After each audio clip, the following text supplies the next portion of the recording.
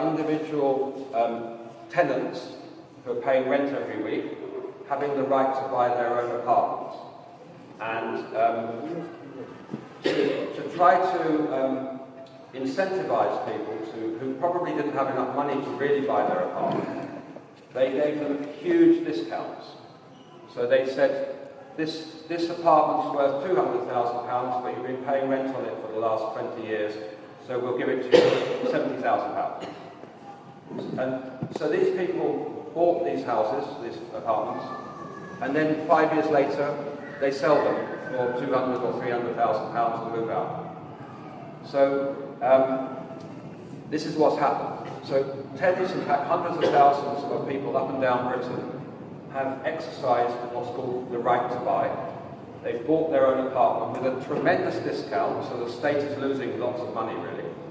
And then after 5 years they are legally allowed to sell their apartment. And so they sell them to landlords who buy lots of these. And so in some of these housing estates, although all the apartments look identical, some are owned by the social landlord, some are owned by the person who lives in it, who bought the right to buy but stayed living there, and a lot of them are now actually owned by private landlords. And so you will have one apartment, so if you walk along a block, you might have one apartment that's got somebody paying rent to the social landlord, and they're probably paying, I don't know, for a 2-bedroom flat around here, maybe £120 a week. And you've got somebody next door who owns their apartment and lives in it because they exercise the right to buy. And then you've got somebody living next door, might be a group of students or a group of East Europeans who come to live in London, who are renting from somebody who bought that from somebody else who exercised the right to buy. And they're not paying £120 a week, they might be paying £400 a week. And so you have this crazy situation where, particularly if the person renting is a person who's got entitlement for housing benefit from the government to help pay their rent, got one person next door where the government's helping them to pay £120 a week, and you've got somebody next door where the government's helping them to pay £400 a week. And so the amount of housing benefit goes up because people can't, because we stopped building any new social housing 40 years ago in any significant numbers, that more and more people are having to rent in the private rental sector, and that pushes up the housing benefit bill enormously in Britain. We really haven't built any social housing in any significant numbers now for 45 years. So we have a huge housing crisis. If you read about what's going on with the debate about the elections in Britain, it's one of the big topics is housing. London probably is about 500,000 houses short of what it needs. In this borough here, Tower Hamlets, there are 23,000 families on the housing waiting list, waiting for a home to live in. And that you can multiply that by the 33 boroughs in London, and you think, how many families are in London who need a home?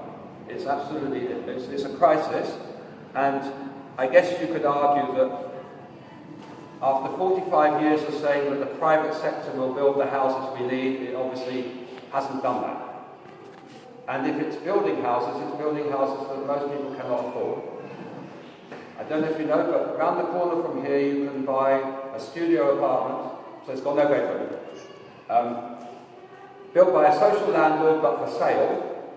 So some social landlords are building, because they suddenly realise London has this tremendous value of housing.